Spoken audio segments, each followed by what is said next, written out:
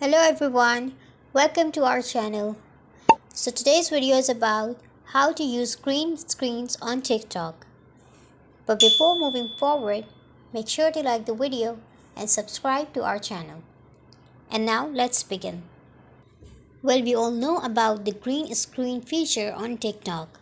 In this video, I'm gonna show you the simple steps that you need to follow if you want to use green screens on TikTok. Just simply open your TikTok account. Now, to open the camera, tap on the plus icon given at the bottom bar and then select the effects option. Now, swipe left the options of trending, new, tool. On fourth option, you can see green screen. Open this option. Now here you can see a lot of green screen effects. You can use any of the one you like. So everyone, this is a simple way of how you can use green screen on TikTok. Hope you found this video helpful. Thank you.